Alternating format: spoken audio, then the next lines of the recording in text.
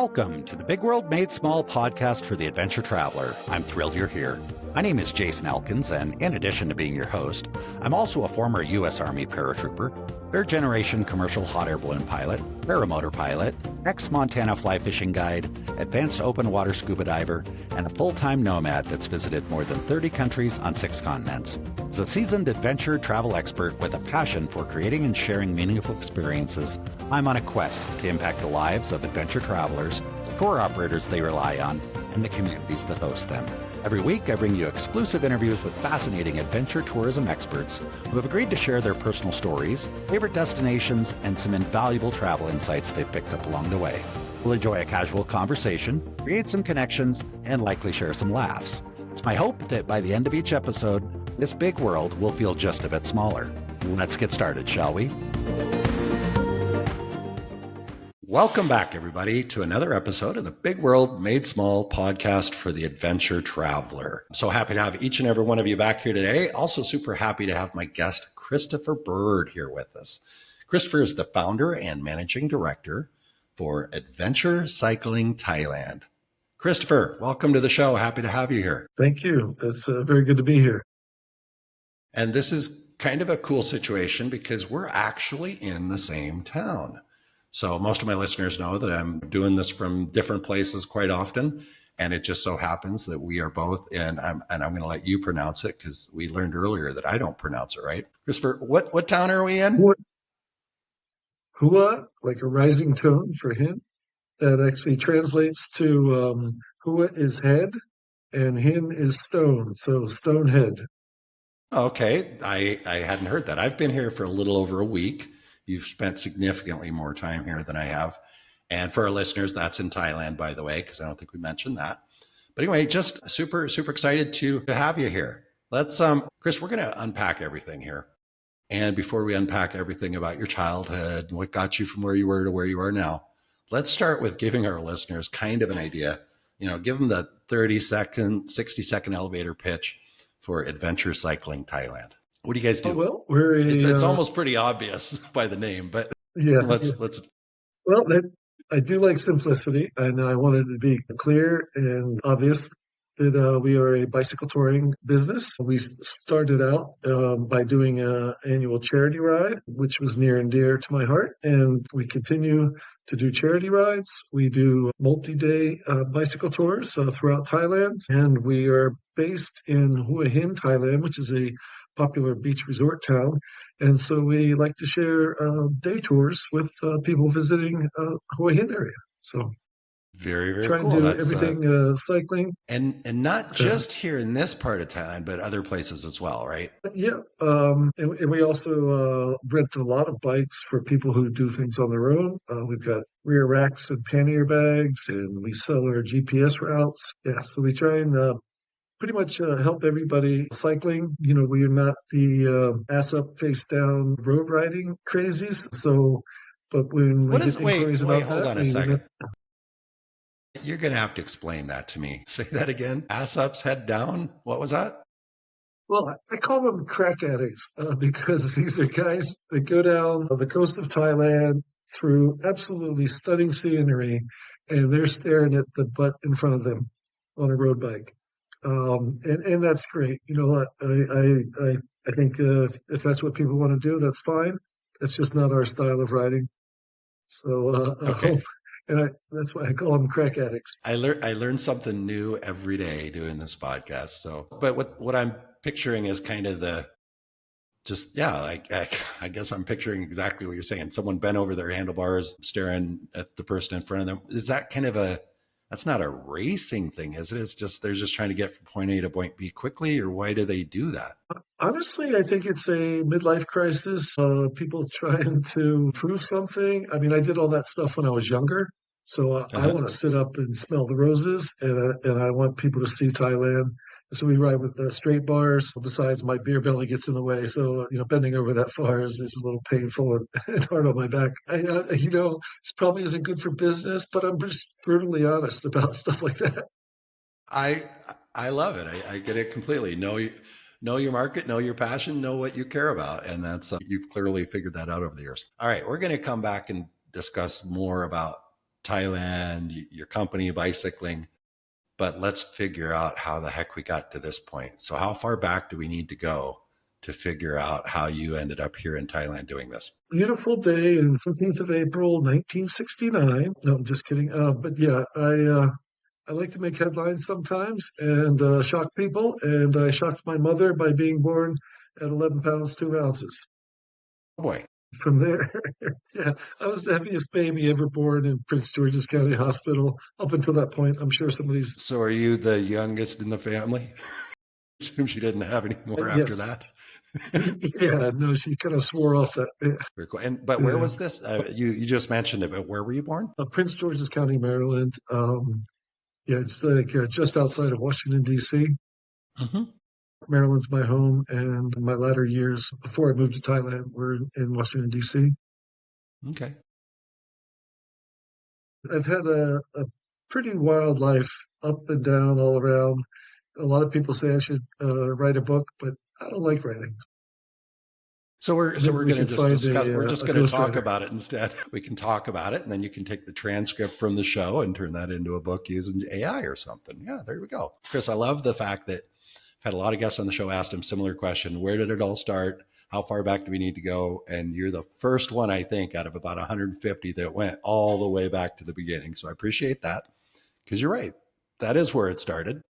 Walk us a little bit further up into the present day and give us just kind of like, I'm just curious, like, I don't know, you know your story better than I do. What do you think, kind of, were there some defining moments when you were younger that maybe explain kind of what we're doing now?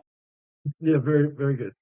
Yes, so pedaling forward. I always loved bicycling, and most kids like getting on a bike. And then my father was into cycling, and he used to take bicycle vacations in Europe. My parents were divorced, so he went on his own and met up with groups and stuff. So, like when I would visit my father, one of the things we did as a bonding experience would be to go on a weekend bicycle ride, in Maryland and DC area. And that was great.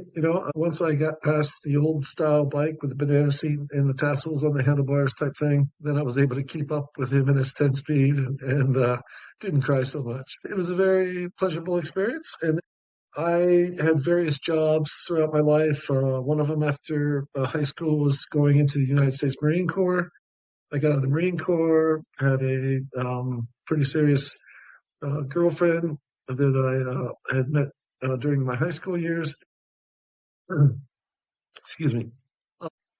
Started to get in the restaurant business, hotel restaurant, and was bartending, doing all kinds of things. And then I got a little more serious and wanted to be a beer, wine, and liquor distributor. Move into more of a professional job as a salesperson. So I was doing all kinds of things like placing wines on wine lists, teaching hotel staff, restaurant staff how to open wine bottles, doing nightclub promotions, handing out free T-shirts with beautiful girls, and just Mm-hmm. all kinds of fun stuff. And then one day, the people who provided my company with Tanqueray Gin, which was one of our big products, came to our office and said, "Hey, we noticed you got a new guy who's not elderly and decrepit." And they said, you got a bicycle?" I was like, "No, not at the moment." And they're like, "Get one." I said, "Why?" And they said, "You're going to ride 500 kilometers in 3.5 days." And do what? But yeah, they were the lead sponsor for the American AIDS rides from Raleigh, North Carolina to Washington, D.C. And they signed up because they kind of forced it on me. But I absolutely loved it. And I did it 4 years in a row. And yeah, actually, my very first year, the first day of the ride, after riding 106 miles, which is like 160 something, 70 something kilometers, I staggered over to the registration desk to be one of the first people to register for the next year. I was just like, "This is awesome," I And have a few I did it for questions. I four have a years. few questions. I have a few questions before we go any further that I just got to know. First question, most important question. When you were learning to ride a bicycle, did you use training wheels? I don't recall that far back. That was a long ways back. I was just curious if you were like the kid that, I remember when I taught my son to ride, his mom was like, "Oh, he needs a training wheels." I was like, "No, he doesn't need training wheels." So I, running behind him, pushing his bike and let go of him and they crash immediately. And he still survived. I was just curious if somebody that's so into biking these days started out the safe approach, or just the figure it out along the way, or Yeah, it's not? I don't have, yeah, I don't have that recollection. So you I must have had guarantee training it wheels. wasn't. You didn't. You maybe had the training wheels and you didn't have all the crashes first. Otherwise, maybe you'd remember. Or the other way around. Maybe you hit your head. And that's why you don't remember. Or I started so young that maybe I had the training wheels, but I got so good at it so quickly that I don't know. Yeah. Who knows? Anyway, I'm curious. These guys that came along and decided that you should go do this big long bike event, other than the fact that you looked like you were young in shape, did they have any reason to believe that you were into bicycling? I mean, what caused them to look at you and say, "Hey, do you have a bike? You should do this bike ride," or was it just the fact that you were the youngest guy in their eyesight at that moment? Yeah, I think it was the age primarily. Maybe there were a couple of guys who were kind of close to my age, but a little more heavy. I used to Mm-hmm. be extremely fit, but now I've taken a liking to food and drink. I can relate to that. All Exactly. right. So, The finer things. do you re- do you recall back, like when you did that? You said it was 106 miles. Was the first year The first day, or the first time? the First first time you day. did it. The first day. Did you do any sort of training for that or any preparation work once you got the bike? I did. A friend of mine loaned me his like 10 speed, and I took it out on a couple just test rides locally, but I didn't have a lot of time to train. But I was like super into fitness then, so I was at the gym almost every day. So I'd spend an hour on a one of those life cycle stationary Mm-hmm. bikes. I lived in Washington D.C., so it wasn't like I just wanted to hop on the bike and ride through town. So like to go out on a proper training ride would have meant, planning it and organizing it and getting outside of Yeah, the, yeah, yeah. the city, going through Rock Creek Park and all that would have been great. I did that a few times, but What's your best guess as the longest bicycle ride you'd ever done up until that point? I think I'd done a 50-mile bike ride before with my father. And You yeah, said that was 50, probably some 50 or complaining. 15? 50, 50 or 50? 50. 50. Because I just want to make sure I hear it right, because there's a big difference between 15 and 50, but there's also a big difference between 50 and 106. So, all right. So you decided this is pretty, after that day, you're like, okay, this is pretty cool. I'm going to go ahead and sign up for the next one. Before we go any further, what did you do in the Marine Corps? I was just a basic field radio operator, which generally meant I would be stationed with a troop of like the ground troops. But Mm-hmm. I was in a couple other units, a light armed infantry unit, which was they're like similar to tanks, but they're kind of like a cross between an SUV and a tank. They had four rubber tires on each side, but Okay. they could go through water and all kinds of stuff. And we had some firepower up on top and things like that. So I was into radio communications and that stuff. And then I was on a Navy ship for about a month and did some training with ship to shore and ship to air communications, calling in strikes with fighter pilots and so forth. But yeah, Well, thank you for your all that was service. my pleasure. Fortunately, I didn't have to see combat. I got out before my enlistment ended before the first Desert Storm. So did you go straight into then you mentioned kind of hospitality, restaurant, hotel type of stuff. Did you do that right out of the Marine Corps? Well, I had done that basically my whole life, and even when I was in the Marine Corps, I was a bouncer at a couple of bars. Oh, okay. Excuse me, a little congested here today, but Yeah. yeah. So I started out washing dishes at 13 in an Italian restaurant in a shopping mall in Columbia, Maryland, and yeah, I've been pretty much working a full-time job my entire life since I was 13, and many of those years were in the restaurant hospitality industry. Do you think that that time in the restaurant and hospitality industry had much of an impact, or what type of impact do you think that had on your destiny to be running a tour operation business at this point? I, I think it was a great uh, training for customer service. thinking about customer needs and so forth. Yeah, I think it was really essential. I had never planned on or even thought about owning a touring company, let alone a bicycle touring company. It just kind of unfolded, and we can go into that a little bit later on. But yeah, it's just uh, I think it was very very essential Well, the to reason I becoming the leader. yeah, the reason I ask is quite a few of our guests have kind of taken similar paths in that regard. And we've had several conversations here on the show about what kind of person, if you were going to go out and hire someone to be a guide or hire somebody to, work with your clients, what other industry would you go to? If you had to hire somebody that's never worked in tourism, where would you go looking for people? And a common theme is bartenders and teachers are both a common theme because and you probably know better than I do. I've never been a bartender, but I imagine trying to keep everybody happy, but at the same time enforcing boundaries and keeping And people, entertaining. and entertaining and making everybody in the place feel like they're special, but also trying to manage and make sure that people aren't overindulging and causing problems and getting in fights. And the bouncer aspect, I'm sure probably a lot of diplomacy there you have to bring into play. So, all right, that's very cool. Let's go back to what do you think? I mean, if you had to go hire a guide, what industry would you look at? Absolutely. The teaching is one that wasn't on the top of my head, but it makes perfect sense. They have to do everything. They're basically the tour guide for whatever they're teaching, and that's a lot what we do too. Is I spend time talking to people about Thai culture and history and geography and things like that. Yeah, it's it very much goes together.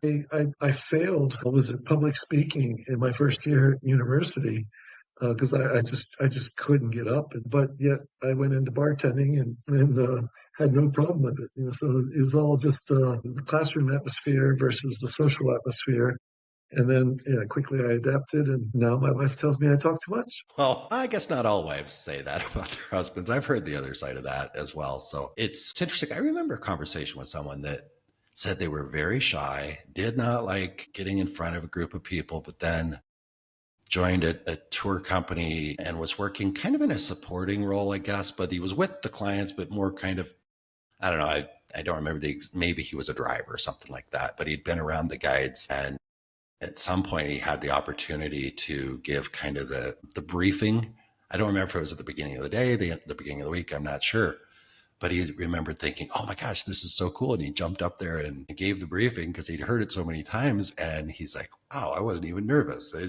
But in school, I couldn't have done that. There's something about being around people that are enjoying themselves and creating shared experiences. It just makes it so much easier, in my opinion. I don't know. When you did this 106 miles on this bike, but you're in good shape, so your butt probably wasn't as sore as mine would be. But you did that, and then what? Walk us from that point on, because you said you did it like 4 years. Did you start feeling that shift right away into working more in biking? Just to be a bit more elaborate, that was just the first day of 3.5 days. That was just the day one of the ride. The other days were also almost as long Probably and would have been more the hilly. last day for me. It was the first day for you. It would have been the last day for me. All right. So So how many that miles was total? it was 500 kilometers, so 300 miles over 3.5 days. And the first day was 106, and then the last day was a half day where we rode into Washington D.C. and had a huge, huge party on the lawn on the National Mall and stuff like that. So yeah, I just wanted to reiterate, it wasn't just 106 kilometers and done. It was now go pitch your tent, stand in line for a shower bus, stand in line for a porta potty, stand in line for with a tray for your food for dinner, and get Did ready that for remind you of the tomorrow. Marine Corps? Yeah, very much, but it was a much more pleasant atmosphere Yeah, and less nobody rules. yelling at you probably. Yeah, so I did that 4 years in a row, and just absolutely loved it and planned on continuing. But then at some point, my life turned upside down and I turned the world upside down and came over to Thailand and looked for a new life. Should we just gracefully skip over that my life turned upside down stuff and start back again where you got to Thailand? Or because I'm kind of curious, why Thailand? What? Okay, so I'm doing this AIDS ride for Tanqueray Gin, and it's one of the thousands of brands that I represented. And I've always enjoyed food, but no, Asian food I was quite fond of Asian food. And so one of my favorite customers had a restaurant called Cafe Asia in Northern Virginia. And they also had a branch in Washington, D.C., which I sold to, and sold them wines on their wine list, taught their staff how to open wines, taught them about all kinds of other alcohol things that they just weren't really knowledgeable in. And so it became quite close with the owners of the restaurant. And then, so like I wanted to get out of the alcohol business because I was getting a bit hard on the liver. And so, no, I didn't have any complications. I'm just kind of joking about that. But yeah, I know I wanted to get into something a bit more lucrative financially. And so I went into tech and telecom and I was selling telecom services through a company called Nextel to tech companies. And we specialized in doing the push to talk, voice communication. And so all the techies were really into that. It was instant answers and back and forth, like having your own private radio service. And so I was selling 50 units here, 100 units there to these companies. And back when companies provided mobile phones and stuff. And that was going great. And then tech and telecom crashed. And I lost all this money, put my retirement accounts into tech and telecom stocks. So yeah, I lost about $200,000 in the tech and telecom crash in 2000, 2001. And at that same time, my customers were closing up. All these tech companies in Northern Virginia that I sold to were closing their doors and I was getting like zero paychecks. And I was like, I got to go back to my old staple of bartending. And I contacted the Cafe Asia, which was one of my favorite clients who liked me and said, hey, with any chance you want a bartender for you? In Northern Virginia, they had a Asian fusion restaurant, which was like they had a huge sushi bar. They had a huge list of foods from all over Asia and Southeast Asia. And so I just had everything. It was an amazing place, but it became kind of a nightclub at night too. So they had a really big bar and huge screen projector, and we played videos and stuff. It was a really cool hangout. And so, I got a job bartending there, like the token white guy. And most of the staff were Thai, but others came from Southeast Asia. Yeah, I was just kind of, I'd been married before, but that came to an end, like maybe a year before I lost everything. And so having lost my wife, my business, my retirement account, and pretty much everything I had, just poof, I was pretty depressed kind of beside myself. And so I finally thought it through and said, I need to kind of clear my head. I was making decent money bartending, had a girlfriend here and there, but I was just like, I need to get away. I need to clear my head, come back, bust my butt, get a new sales job, and work really hard for 3 to 5 years and make back the 200,000 plus I lost. Just get back on my feet, so that I feel whole again. So I started asking some of my coworkers, hey, I'm thinking about taking a vacation. Where should I go? And overwhelmingly, everybody said Thailand. I said, that sounds cool. The majority of I've never been to Asia. Sounds like the majority of the staff there were Thai. So that I can see that makes sense. Yeah. Well, even the non-Thai ones were like, yeah, go to Thailand. You'll love it. Yeah. Vietnamese people are going, oh yeah, Thailand's cool. Right. And the dollar was strong and things were so much cheaper then. So yeah, I came here and had my first ever vacation over a week and a half. I had really struggled to get a week and a half off my other sales job when I got married for my honeymoon because just getting your full 2 weeks vacation all at one time was considered unheard of. And so it was a vacation without pay, as bartenders tend to deal with. But I had a whole month off, and I came here to Thailand for a month. And at the time of my life, and I had some suits tailor made because I've always been a big neck guy and broad shoulders. So I had some really nice tailor-made suits. And I was planning on coming back to America and working really hard and just making up for it.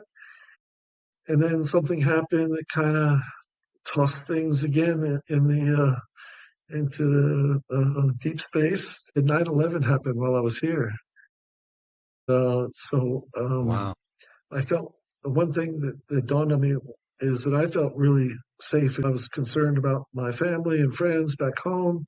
I was freaked out by what happened, but I felt very comfortable here, and people were so kind and telling me so sorry about your country and are you okay and do you need anything. It just really made me feel like welcome. But so I went back to the States as planned and went back to my job bartending, and I was trying to look for work, but all these companies had hiring freezes and people were getting laid off, and you couldn't even get into the um, ground floor of an office building because the security had tightened up and so forth. And I'm just bartending thinking, oh, well, I just spent my last little bit of money on this lavish vacation to free my mind, and knowing that I'd come back here and work my butt off, and it's all gone. But Kate, I'm back bartending, and one of my Thai friends said to me, "What are you going to do now?" I'm like, "I don't know. I don't want to bartend forever."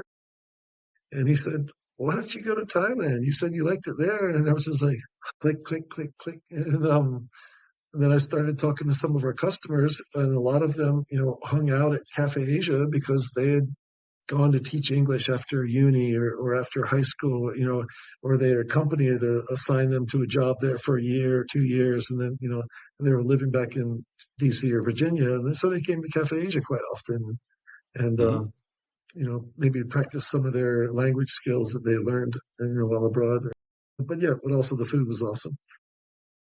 So I was asking them, what do you guys think? And they're like, oh man, if I could live in Thailand, I'd definitely jump on it, and what's stopping you? Why not? And yeah, and one guy was like, well, a place where you can wear shorts, flip flops, and a tank top all year long, that's my kind of place. I was like, yeah, that sounds pretty good. So yeah, I just paid off my debts, sold my new car for a huge loss, sold my wine collections, my champagne collections, my scotch collection, and bought bought a round trip ticket, but an open end on the other side. So I had Hmm. up to a year to come back if I needed to, and came to Thailand with 2 bags of clothes and $2,000 to my name, no credit, which my previous wife and I had kind of destroyed, mostly being spiteful to each other. Yeah, just started over. And oddly enough, I was here. Well, I planned to be here for their holiday, which is called Songkran. It's the Thai New Year's. And it's basically a squirt gun battle of epic proportions. It is insane, but it's a blast. So I came here for that, and I was walking down Sukhumvit Road on the first day of the holiday, with like bandoliers over my shoulders, these big plastic water guns. And I saw this heavy Thai guy, or I thought he was Thai, and he was. And I'm thinking, God, that guy looks familiar, but I don't speak Thai. I don't want to say anything. And he's with a pretty girl. And then I heard him go, that looks just like my friend Chris Byrd from Washington, D.C. And I was like, Tommy? He's like, dude, what are you up to? I'm like, oh, I just moved here. I'm looking for work. I'm like, what are you doing here? He goes, dude, I'm Thai. I moved home. And I was like, oh, Wow. I never knew you were Thai. And he actually helped me get a job at a brand new nightclub that was opening. It was really, really cool, except it was very short lived. They didn't know what they were doing as far as paying off police and mafia and all this. So they ended up spending all their money and getting closed down. But while I was there, I met some people who gave me a job at a British pub in Bangkok, and it got me on my feet. And I worked 6 days a week, 12 hours a day inside of a British pub, and then occasionally stepped out and said, "Oh yeah, I'm in Thailand." And Okay. then after a while of working there, it's kind of getting old, but I'd saved up some money, and I just thought I really want to see Thailand. I thought, I could get a bicycle and ride the length of the country and see Thailand. And I'm like, well, if I'm going to do something that big, I should do it for a cause. So I thought, okay, I'll put together my own charity ride, from the age rides. I knew a bit about that and scheduling breaks and things like that and how far I could ride in a day. And yeah, I went and talked to a friend of mine. Her name's Rain Grady from Capital TV, and she had a program on cable TV called Destination Thailand. And I said, hey, Mm. I'm thinking about doing this bike ride the length of the country and raising some money for charity. And what do you think? She goes, that sounds great. We'll put it on our show. And I said, awesome. And she asked me if I knew what charities I wanted to raise for. I was like, I hadn't thought about that yet. But she's like, oh, well, I've got these two charities that want a bit of publicity and need some funds. And I was like, great. They sound great. One of them happened to be a charity for babies with HIV and AIDS, and the other one was a charity for people with um, uh, leukemia and other blood-related cancers. So I was like, those sound like two great, worthy causes. Awesome. Let's lock it down, and did an opening interview and all that stuff. Yeah, it just went on from there, and I did the first year Cool. solo, but I had hired. I'm sorry. Oh, I was just going to ask you, I want to get the timeline straight because I have a couple questions before we go further, just so I can keep it straight in my head. First of all, after your first trip to Thailand, you went back, weren't sure what to do. You decided to buy a ticket back to Thailand. How long did that take? How long were you back in the States selling your stuff, making plans? Just roughly. Are we talking a few weeks, So a few months? I was What I are we was talking about? I was in Thailand the whole month of September in 2001. I went back, so I was back for October, probably sometime around November, December. Somebody gave me the idea to come back. So October, November, December, I had some friends coming over in January for 2 weeks, and I came over with them just to see if it was possible, which spent really like the last of my saved money. But I did talk to somebody who said, yeah, I can get you a job teaching English if you want that. And so that was Mm-hmm. my backup, worst case scenario. So that was so October, November, December, January. I think I had made it definite in February, and then March and April, I was wrapping things up. April 5th, I moved to Bangkok in 2002. That's, So, yeah, yeah, pretty quick turnaround. And then from the time you came back, that you were back in Thailand, kind of living here at that point, how long was it before you got this idea of this charity ride? Did that happen pretty quickly or did it take a while? I was working at the British pub, I think maybe June of 2002. And I decided I was leaving there around August of 2003, came up with the idea. I stayed on until I think October of 2003, but already knew that I was leaving, gave notice, and was training my replacement. And so I'd gotten a bicycle. I joined a mountain biking club that I went out with from time to time and talking to people and raising money and getting sponsors. And it was November of 2003 that I did my first tour to Thailand charity ride, is what I called it. All right. So And walk us so, through yeah, that. Where did that start? Tell us about that first journey across Thailand. yeah. So this was before I had Google Maps, probably before it existed. I don't know. Yeah, and then so the maps weren't so great. I had a road atlas, big magazine book. Mm-hmm. So I Mm-hmm. was following the main I roads, remember which was those. really, yeah, it was really not ideal. I had a sponsorship from Toyota, who loaned me a van. I had a Thai driver that I paid, so I had a support vehicle the whole way, carried all my stuff and my spare backup bike and all that. But yeah, so I decided to start the ride in Bangkok and end in Bangkok for publicity reasons. People are like, "You're the only one or the first one that's ever done something like that." And so yeah, I rode from Bangkok up to Ayutthaya, probably with 30, 40 people. Some of my bike club members and other people and all that came and joined, and we had TV presence and other media.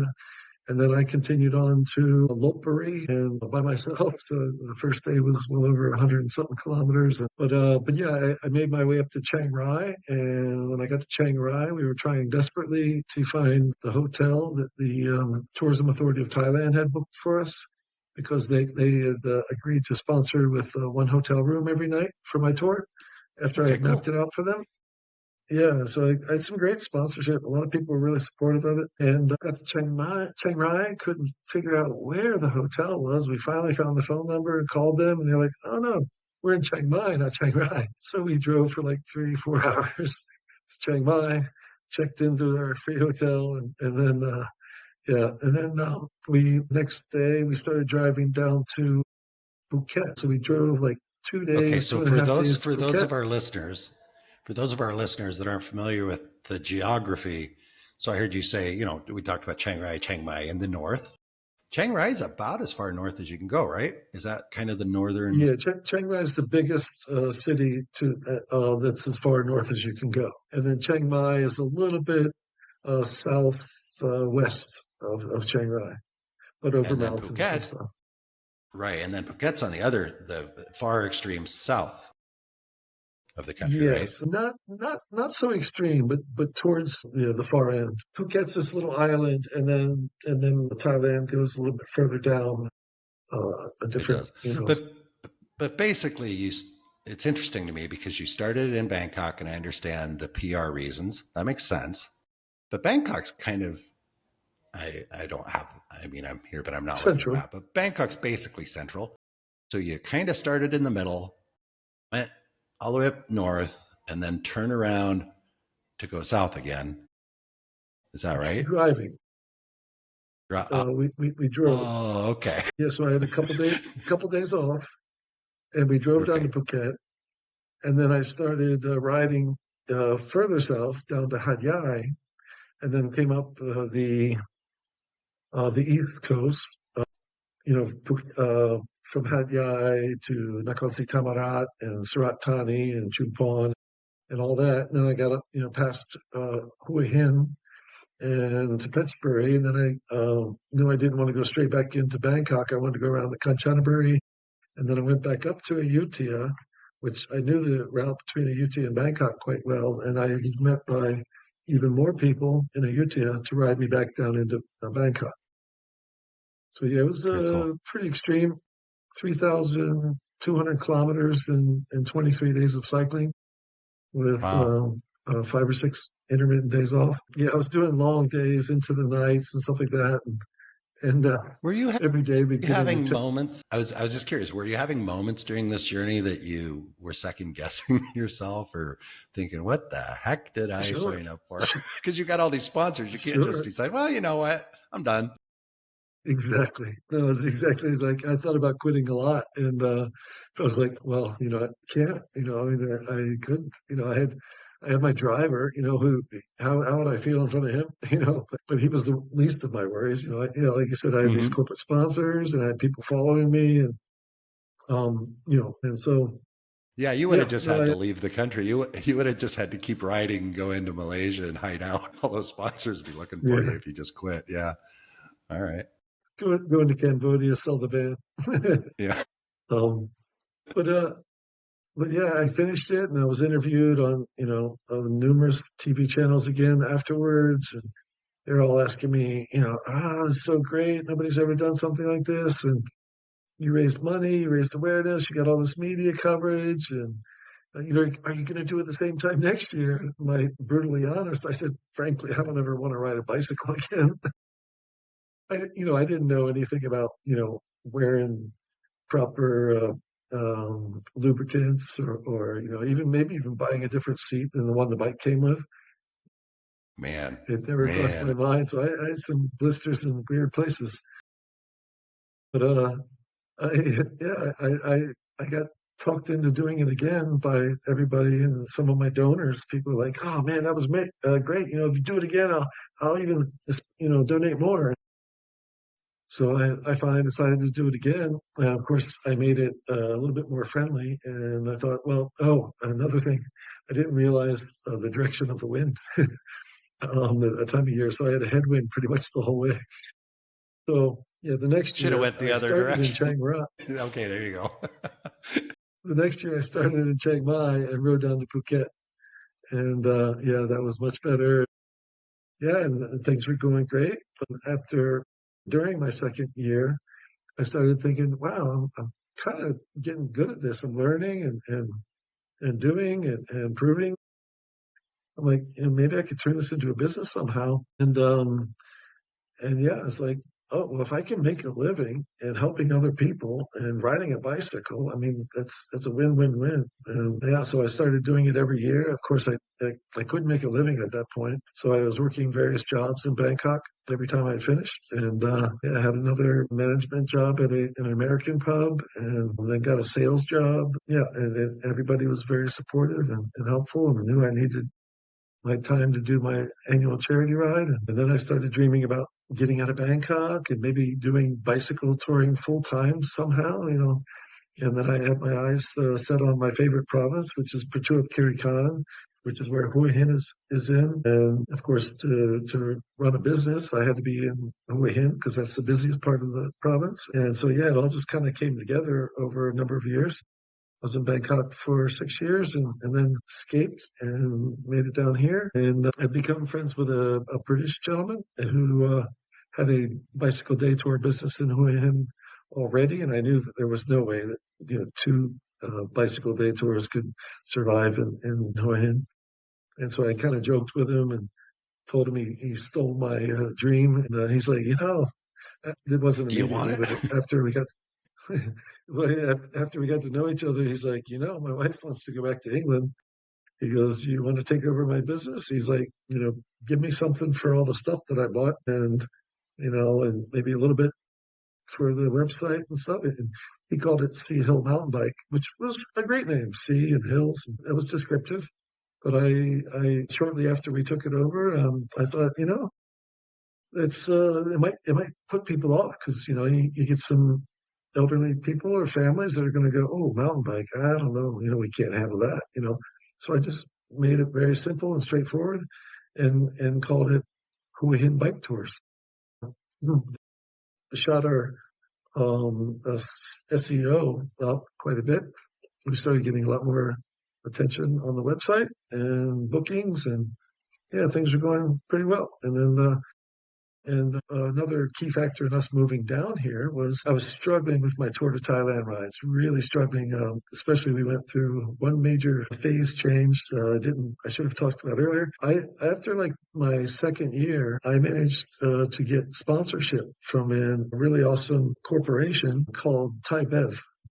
They own Beer Chan and Sang Som Thai Rum. And so Sang Som Thai Rum was our lead sponsor for 2 years. And they sponsored quite generously. And the first year was great, and we really built on that. The second year was awesome, and we built even more. And we were really like in the hot spot and looking to excel into the third year. And Thai government's infinite wisdom decided to make it illegal for alcohol to sponsor events. And so I lost that major sponsor, and I'd already turned other sponsors away because I was dealing with an alcohol brand and they didn't want to be associated with that. And that's understandable. But, I couldn't really go back to them because, that was very stressing. And, yeah, it took Hmm. the wind out of our sails quite a bit. But within a year or two after that, I got contacted by a charity in Australia that was helping Thai children. And they wanted to do well, the woman who contacted me was an individual that worked for them, and she wanted to ride her bike from Bangkok down to this children's home they supported. And I said, "Oh, cool! I'm glad somebody else was into that kind of thing." I was starting to get afraid that people weren't into that kind of thing anymore, and she was all into it. So I gave her all these points and distances and places I stayed and things like that. And she was very appreciative, and that was great. And then a couple of weeks later, she contacted me and she goes, I've been telling people and they want to join me. Can you run it for us? I was like, yeah, that's my dream. And so that was what got us started to where we had a bit of capital to move out of Bangkok and down to Hua Hin and start our day touring business. And it all just started coming together then. And it was a slow, steady climb. And yeah, up until COVID, we were doing quite well. And yeah, things were looking really, really good. But That's very cool. then COVID hit. Let, let me, yeah, before we get to the big world changing event that we're coming up on here, a couple things. One, you mentioned that you wish you'd known a little bit more about maybe padded seats, padded shorts, lube, whatever. I get that completely, but I'm curious, other than just the physical discomfort, were there other things about the first trip? You said you were riding into the wind, but again, that's kind of a physical thing. Were there other challenges or things that came up that surprised you? I had hired this Thai guy. He was a really nice guy. We got along great. He was one of the bartenders at one of the pubs that I managed. And so I asked him if he had a driver's license and would he be my support driver because he had left and he was looking for another job. I'm like, hey, I'll hire you for this month, you know. I just assumed that he knew how to drive. He nearly ran me over a couple of times, and that was pretty damn scary. I had to jump off the bike and like onto the ground and roll away. Uh, I thought his job was to keep you safe. Isn't he supposed to ride behind you so other people don't run you over? I, I I tried to explain that a couple of times. Yeah, yeah. No, I mean, like it was things like I'd come next to him and say, "Yeah, hey, come closer. You know, I want to talk to you through the window." And he'd just keep coming until eventually he That's kind of bounced off the close curb. enough. That's close enough. He just wasn't great. It wasn't a great driver, but a really great guy. Yeah, we had a lot of fun. Huh? And the poor guy, you know, having to drive a car 3,200 kilometers at an average speed of like 20 kilometers an hour or so, it was brutal. It's probably harder than what I did. And then, of course, every day he'd say, "Okay, what we do now when we get to the hotel?" I'm like, "Well, I'm going to shower, and then we're going to go out drinking." So we go out for beer. He's like, "Oh, again?" I'm burning it off, and he's just getting over his hangover by the time we get to the hotel. Which may be why he's almost running you over the next day. But that's one thing you learned. Because actually, it's interesting that you mentioned that because that makes sense. It'd be really boring driving 20 miles an hour in a van for that far. It's But brutal. Yeah. well, I was going to ask about just the riding the bike. Were there moments of maybe you're physically uncomfortable, but were there moments where your brain was just like, oh my gosh, this is very tedious, boring? Or did you even have time to think about that? Or were you more concerned about how uncomfortable your seat cushion was? Yeah, I mean, I was definitely probably having conversations with myself a little bit too much, but also I had to think about where we're going. I mean, we were like opening up this, you know, atlas, trying to figure out which roads go through, and we did a lot of like down and backs, and on a bicycle. That's no fun, you know. So I Oh, yeah. really appreciate the GPS service and having a proper GPS device, and also the survey route the trips I do now to make sure that the roads go through and everything's all specked out before we take customers out. Nobody wants to do that stuff. Yeah, so I had a lot of work to do pretty much each and every day on the bike. Um, excuse me. That really helped, I guess. It took my mind off things. I was also, you know, getting phone calls and talking to people and you know, Oh, doing okay. a little bit of fundraising too. Like, hey, when I last talked to you, you said you might be able to sponsor me. Any chance? I'm out here doing it. You thought I wasn't going to do it. I'm out here doing it, and that kind of thing. That's a pretty good, that's good thinking. Take advantage of that time that you have on your Yeah, hands. and we had a like a handheld video recorder. What do you call them? Camcorder or something like that. Hmm. That was given to us by our friends at Capital TV to record parts of it. So Hmm. we had some filming we had to do. It was a bit more than just riding the bike. And Right.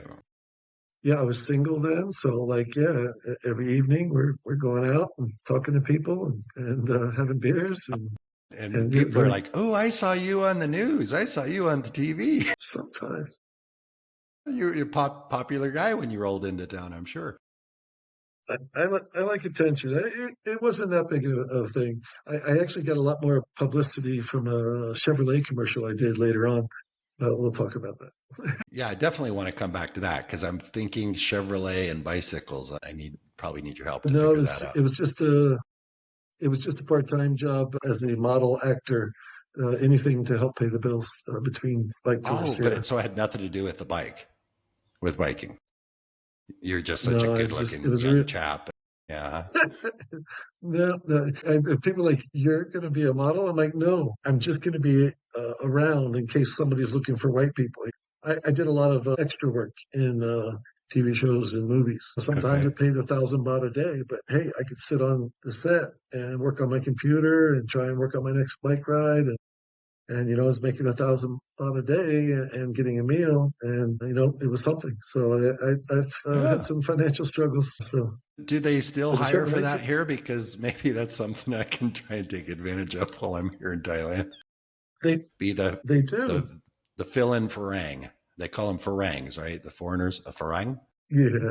Yeah, But they do still do that. I haven't gotten any calls in a long time, but all that kind of came to an end when I left Bangkok because everything's located in everything's Bangkok. in But I Bangkok. did get a job on a movie, and they would send me to Bangkok and then fly me to Phuket and pick me up there and take me to the movie set and back and forth. And so I was Wow. Is this something I on never. Netflix that our listeners can go watch you on Netflix or somewhere? I'm not sure where it's at now, but you can definitely find it on. Oh, they won't see me. I was cut, Oh, okay. But you had work. but So I got paid.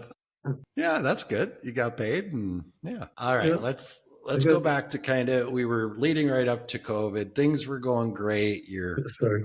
putting together groups, organizing trips. You've got it was Hua Hin Bike Tours, right? Was that the name of the company up to the point right before COVID? Or did I miss something?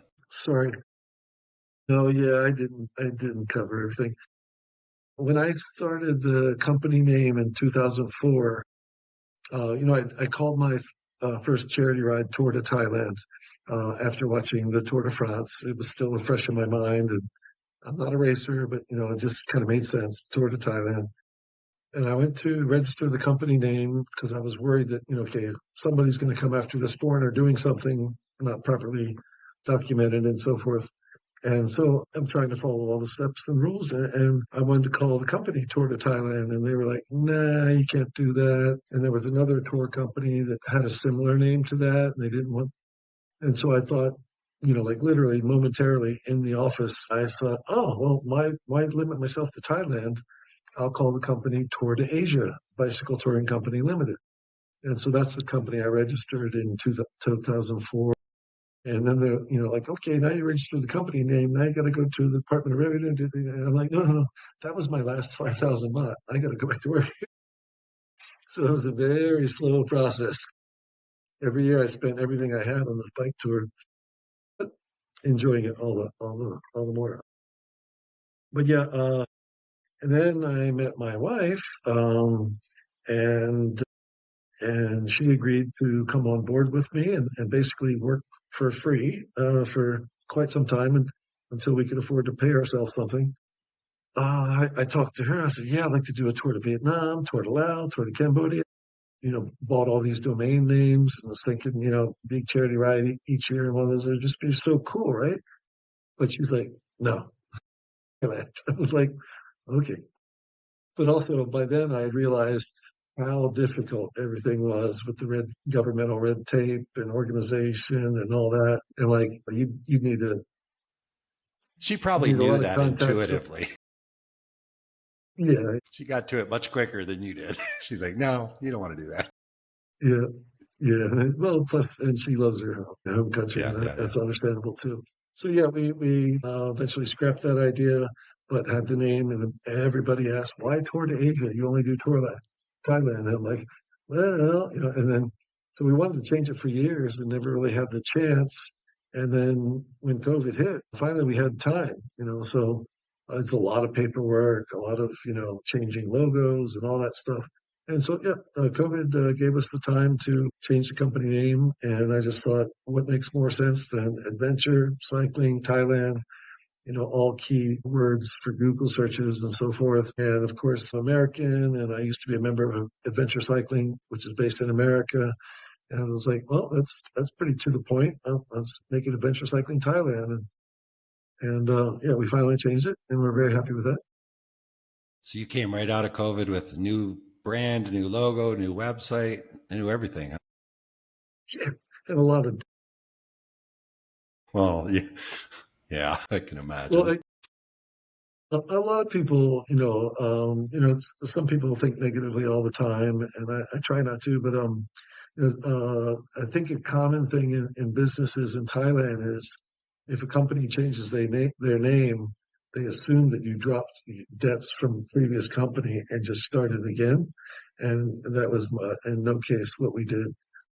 I did not default on any of our debts or promises or anything like that. So yeah, we it was simply a name change, kept the same TAT license number, company registration number, all that stuff. So, but yeah, we had a few people mention that. So you just walked away from your debt and started again. I'm like, no, it's not us.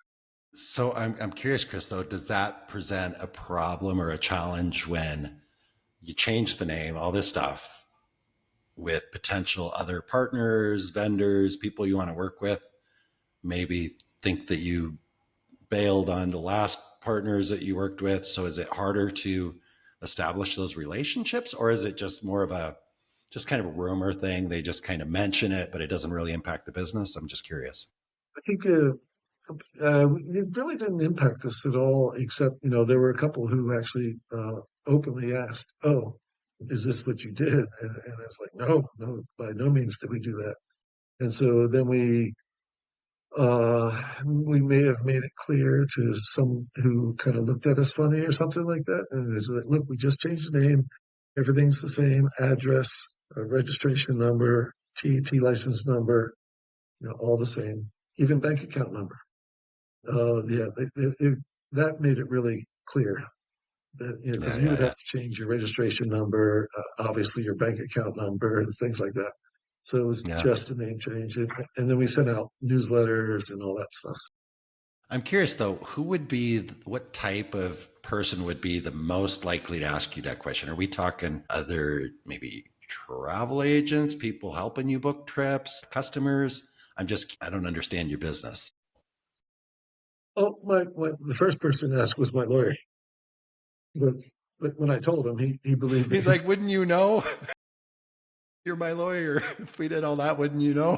Interesting. Yeah, All right. So walk. maybe he pointed it out. But I think Okay. some of the hotels that we were dealing with, my wife would tell them, okay, we've changed our name and please, and then with invoicing and stuff. Uh huh. Yep. Yeah, so like we would tell them to make the receipt out to use our new company name, and it was. I don't think it ever like really affected the customer. Maybe some people had rumors or ideas, but we laid it all out in our newsletter, and Okay. they probably didn't even ask. But yeah, it was my wife, dealing with ties, and they were asking, and she's like, "We didn't do any of that, did we?" I'm like, "No, we made it make it very clear we did not do any of that. That's not why we changed the name." And then because she was, kind of like, is that why? But She's like, but no, yeah, I so don't think so. And that then was she more. looks at you and says, do you think that part of that? I'm just curious. I'm learning about the Thai culture. So what I hear you saying is, well, for whatever is going on in my head is maybe that some of the Thai culture is not that super excited about change or are concerned about reputation. I think reputation's a big thing here, right? Just from what I've heard. Yeah, Maybe yeah, that's a bigger part of it. reputation. I think they're okay with change. Yeah, but like the revenue department, everything has to be right. If they misspell your company name, they might not give you credit for a payment you made towards your Oh, taxes. It's like really ridiculous. Like it takes us, an extra 10, 15 minutes every time we fill up the company vehicle to get a proper tax receipt. My wife has to check it, make sure it's all spelled right and everything in time. She's like, otherwise they won't accept it. So like, just little stuff like that. I think it's also from just in Asia. There's a lot of history of fraud, people trying to get over and things like that. So, maybe like you have a bank account here, correct? I don't know. No, I don't. I'm just kind of probably just passing through. Well, remember a bank book when you were a kid, when you started your first junior checking I account? do. Yeah. Yep. Everybody has one here. If you lose it, you're supposed to get a police report. If you Wow. don't show up with your passport and your bank book, they won't do a lot of business, bank business with you until you're like, are you kidding me? it just little things like that. They're sticklers on, you know. Are you sure you don't want to change your answer when I ask you if Thai people are reluctant to embrace change? No, you don't have to say anything. We don't. You've got a lot of Thai friends, Thai wife. We can move right on. But what I will say is, the culture, they're so welcoming. Like you mentioned before, it's just everybody smiles here. And it's one of the few places I've visited where if I need to see a smile, if I'm feeling a little down in my Airbnb or whatever, and I need to see a smile, I just got to walk out the door. And within just a few steps, I'm probably going to see a smile. And I really appreciate that about it. Yeah, I mean, you walk down the street, if you say hi to somebody, they'll almost definitely smile and say hi back. I mean, that is a huge change in life, you know. Yes. Um, Very much. I was at a place shortly before I came here for a couple months in a place in former Soviet Union kind of block. Beautiful place, fascinating place, interesting food. But boy, sometimes it was hard to get a smile. You know, you go to the convenience store and I'm Mr. Social Friendly. I walk in grinning ear to ear, and they're just look at me like, who are you? And why are you smiling at me? And after a couple what's of wrong months with you? being, yeah, after a couple of months being there, beautiful place, wonderful place. For those of our listeners that pay attention, they probably know where I was. Wonderful place. But boy, I'll tell you, I got to Thailand, and within, a few hours, I was almost emotionally overwhelmed by the sheer number of smiles I'd seen, the little kids on the street, like looking at me and so happy to speak English. Hello, hello, I love you. Hello. And you just breaks your heart. You just smile at them and wave at them. And it's like, it's a pretty great place. So I can see why you love it here so much. All right. So you change the business. I want to hear what happened after COVID for you as you start with this new launch, build up the business, and what should we know about what's been going on with you for the last few years? Uh, well, we came out of COVID.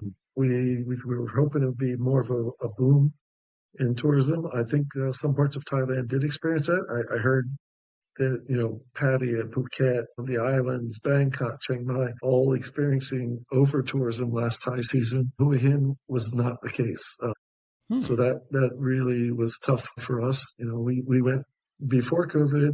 We would have maybe 3 to 5 day tours a week, even in low season. Mm-hmm. High season we have a tour every day, sometimes 2 tours a day because we had 2 tour guides at one point. But during low season, we 3 to 5 day tours a week. And now since COVID, we're lucky if we get 3 to 5 tours a month in low Wow. season. So the last high season was our first high season where every month was at least broke even or profitable. And then this high season is starting to look good. The world economy is also having some issues because of some jerk back in America, but that's something we won't talk about. But yeah, so we're just hopeful that eventually Hua Hin will get the recognition from travelers around the world as being such a beautiful place that it is and tourism friendly. It doesn't suffer from over tourism. I hope it doesn't someday. I'd like to just see it good, steady tourism. Um, it's not the sex tourist. Some people complain Hua Hin's too sleepy, and we're okay with that. It's very family friendly and a good place overall, and a great place to start a bike ride because down the coast it just becomes unbelievable for small, quiet roads that are so scenic and along the coast.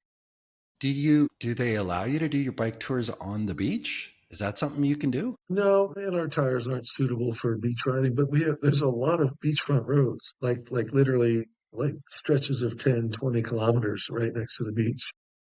Okay. All right. That's and the beach, what I've seen of the beaches here is it's beautiful. It's really, really nice. What do you think the top two or three things that surprise people when you meet somebody who just got here and they're going out with you on a tour? What do you think the top two or three things are that surprise them the most about Hua Hin? Maybe Thailand as well. It's in the smiles and how the Thai people are. They love the food, even if they don't deal with spicy food well. We show them amazing food on all of our tours. We go out of our way to try and mix it up and and blow them away with the food as much as we do the scenery and the cycling. So yeah, we call three of our priorities, we call them ACTs, three S's. And the first and foremost is safety. Second is scenery. And the third S is savory. So once we get past the hotel breakfast, then we really try to make lunches and dinners really special and cater to everybody's taste. So it sounds like you've really incorporated the culinary part of this into just kind of your offering in general. I'm curious, do you Uh, market a trip as a food tour by bike? I mean, do you get that direct on doing that? we haven't like started any tour descriptions that way, but I think the ACT's three S's is usually in our opening statement, and so yeah, we're starting to show that, and then we do list it as a gastronomic experience in addition to just being a cycling holiday. Because yeah, people, even people who are very familiar with Thai food and been eating in Thai restaurants for years, try things on our tour that they had never heard of. You know, there's parts of the South that have vegetables that aren't grown elsewhere. And so, you know, like I'm even new to some of them in the past 5 years. I'm just like, whoa, this is awesome. What is this called? And where does it grow? And then that's pretty cool. So yeah, we Yeah, take because great pride in it. I hadn't really thought about it until this conversation, but obviously there's a lot of street food, a lot of variety, but then pairing that with biking actually makes a lot of sense because for those people that don't know, oftentimes you get the street food, it can be in a small portion. It's not like you're going to sit down and eat a big Italian meal with pasta and all that stuff. You go from one place to the next. Oh, let's try a little bit of this. Let's try a little bit of that. And the portions oftentimes can be very conducive with that. I don't know if you can eat all day, but if you're riding a bike all day, maybe you can. But it does seem like that'd be a pretty cool. I like that. I'm gonna have to go And, join one of and your the tours while I'm here. Sounds great. Absolutely. Now, it's one of the great things, you know, like yesterday we had a tour for four people, right? Plus, there's me, my tour guide, and driver. And so we have to have enough food for everybody. And every time, almost every Thai meal is family style. So it's all sharing everything. So we order six different dishes and everybody gets a couple spoonfuls of each. You have an amazing meal. I mean, it's like going to a buffet every day. Yeah. Yeah, You know, and we throw down. We're not trying to skimp on the cost of the meal. I mean, we're eating crab meat and you know big prawn and whole fish, steamed fish, grilled fish, fried fish, and, you know all kinds of stuff. So you're making you me know, hungry. when people come on our tours, they're pretty blown away by the meals. So, That's and then very of course, I've had customers say that we never thought the hotels would be this nice because we don't stay in the Marriott because you know that's if you're leaving early in the morning, what's the point? You know, mm-hmm. but we stay in hotels that are surprisingly nice, and all of them have swimming pools and, of course, air conditioned hot water and comfortable beds. But yeah, people are just like, whoa, the accommodation is above and beyond what I expected. And we try and get people to, you know, a lot of cyclists want to bring their own bike. And I'm like, come and ride our bikes. It's easier for everybody. We've got replacement parts. We take care of everything. We fix your flat. So like, leave your bike at home. And then every time they show up, they're like, wow, your bikes are a lot better than I thought or than I was Mm-hmm. expecting. You know, Hmm. I've been on other bike tours, and yeah, I've gotten bikes that I thought were held together by a fishing wire. But yeah, so we try and impress people on all levels. Yeah.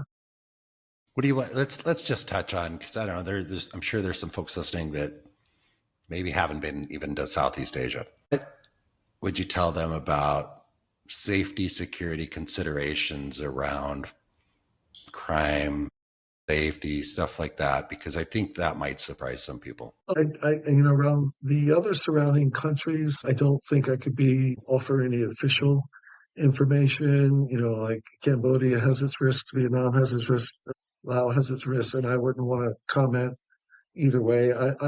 I felt extremely comfortable throughout Southeast Asia. I'm a pretty good sized former U.S. Marine, so I feel pretty comfortable everywhere. But never have I felt as comfortable as I feel in Thailand. You know, when I first came here, people were saying, "Ah, you better not wear your gold necklace." You know, somebody might cut your throat for that. You know, and I, you know, stupidly took it off, and left it at home. And I got here, I was just like, oh my God, if there was a community in America this safe, this comfortable, this welcoming, this friendly, this smiling, everybody in America would live there. But the fact Yeah, that yeah. everybody can't come over to Thailand is the reason they're not here. I, you And that's know, been my uh, experience so far. I mean, I it should, reflects definitely on what you're saying. You walk down any of these streets and people have these little shops on the streets, on the sidewalks, some of the food vendors, like they just kind of oftentimes don't pack everything away at the end of the night. I mean, they might wrap a tarp around it to keep the weather out or something. But if you wanted to go steal pots and pans or kitchen knives or tools or whatever, it wouldn't be very hard. You're going to find it. And just the fact, and this is their livelihood. So the fact that they'll leave their tools for their livelihoods out on the sidewalk in their front yard or whatever, and obviously they're not too worried about stuff disappearing is the impression that I get when I see that. yeah. And I don't want to downplay the awesomeness of Thai people, but you also have to think about the statistics. It's much more densely populated, so there's always going to be somebody who sees something. It's Mm-hmm. like having video cameras everywhere. So then I'm not That's saying true. that's why, but I'm just saying it's something to think about. And the community, like if the whole neighborhood knew that you had done something, they would all come out and I'm not saying they beat you to death, but they would definitely be pointing the finger and criticizing you and shaming you. So that there's some of that comes to play. But in general, they just don't take what's not theirs. I mean, yeah, cash, a mobile phone, maybe something beyond that's really tempting and easy. I've had issues with mobile phones. Of course, taxi drivers throughout the world have a bad reputation. They're usually a bit edgy and grumpy and maybe angry at the world, or maybe they've got other problems going on. But yeah, I've gotten out of a taxi before and been with a girlfriend or a friend, and I realized, oh my God, my phone, I left my phone in the taxi, or it fell out of my pocket in the taxi. Quick, call it. And you can still see the taxi driving away. And this has happened on like three occasions. They call my phone. The taxi steps on the brakes. You see there, he stops. He's sitting there for a minute. The phone's ringing, and all of a sudden the phone goes dead because he's taking the And battery out, and then he and he drives keeps away. driving. Yeah. So, okay, that's like the worst thing that's happened to me in 23, 24 years, pretty much. But I mean, I've left a camera, I've left a mobile phone, I've left, some really valuable stuff, computer, and like they gone back to a restaurant going, oh my God, and they like, oh yes, you left here. Thank you. Or the next morning, oh my God, I was here. I think I had my camera with me last. Oh yes, you left here. And just it's like stuff you wouldn't normally see in the Western world. Somebody would take the opportunity to say, "Yep, mine." I shouldn't say this, but a lot of times I don't lock my front door or even close it. I'll leave the screen door open and be gone all day. Of course, we have my vicious attack rabbit just in case. You don't have your home address on your website, do you? Now that you just announced to the No, world, yeah, you might no, want to no, we change your don't. strategy, or we'll edit this out. We also don't bring anybody here because it's embarrassing. Everything goes into the business. We live in a very, very humble accommodation. I get It's a that, and I promise, and I rabbit. respect that completely. Um, Boy, Chris, we've discussed a lot of things. There's probably a lot more we could discuss, but I want to be respectful of your time. I appreciate you coming in and sharing your story, but I want to ask you this before we go. What did I forget to ask you? What do you wish I had asked you? Or what do you want to make sure the world knows about you, Thailand, or just life in general before we wrap it up? My Tour to Thailand rides for 2026 will be updated with the new dates in the next week or two on our website, adventurecyclingthailand.com. We are working with another charity based in Australia, helping to rescue young ladies who are kind of forced into the sex business. Mm-hmm. There's people that want to be there, and that's fine. But then there's people who don't want to be there, and this wonderful charity is trying to help them. And so we're talking with them about doing a ride for them. in October next year, and hopefully that'll all come together, and we'll have that up on our website in the next month or two. And then also, because of my history with the American AIDS rides, as where I got my start, it dawned on me last June. We were in Hua Hin, of course, and they had some big Pride Month. You know, the LGBTQ Yeah. plus community celebrates Pride Month every year, and that is June. But last year's was specifically special because Thailand had first just legalized same-sex marriage last November, so a year now. And last June's Pride activities were really big. And when my wife and I were taking part in some of those events, I was like, why aren't we doing a Pride ride? And so I just started thinking about it. I'm like, I owe our whole life, my whole life right now, to the fact that I was doing age rides, 25, 26 years ago, and absolutely loved it. In the restaurant community, you're always working with people of all different cultures and lifestyles. And so I've never had any problem with diversity. In fact, I embrace it. And I'm like, we need to do a Pride ride. So next June, May 31st to June 7th, we are organizing our Prachuap Paradise Pride Ride 2026, which will go from the northern end of Hua Hin to the southern end of Prachuap Khiri Khan, which is Bang Sapan Noi. And it's going to be a massive party on two wheels. It's going to be flamboyant. It's going to be fabulous. It's going to be safe. It's going to be fun. And hopefully it'll raise some good money to help LGBTQ plus related charities.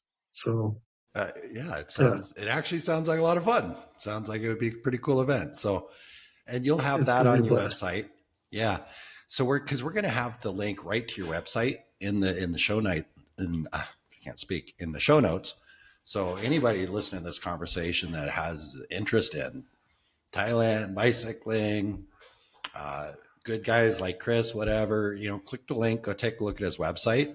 And I'll ask you this when you reach out to him, say, hey, I heard John Jason's show. I was really, intrigued or whatever. Just so then he'll send me a little note and say, hey, Jason, I just spoke with someone that heard us on the podcast, and it makes me feel good. But anyway, Chris, it was really, really good to have you join us. And I suspect that at some point here in the next few days, you and I will be down on the beach enjoying a beer together. So I look forward to that. And thank you so much. Appreciate it. Great conversation. Thank you. Talk to you soon. Thanks, Chris. I trust you enjoyed listening to the conversation as much as I enjoyed recording it. If you're enjoying the Big World Made Small podcast, please take a moment to tell the algorithm by subscribing and posting a review so that others can benefit as well. I also invite you to take a quick trip over to bigworldmadesmall.com and join our private adventure travel community to receive new episode notifications, special access to our guest experts, and perhaps even some exclusive partner offers that we haven't discussed on the podcast. I'll publish another episode soon. Until then, keep exploring. It's the best way to make a big world feel just a bit smaller.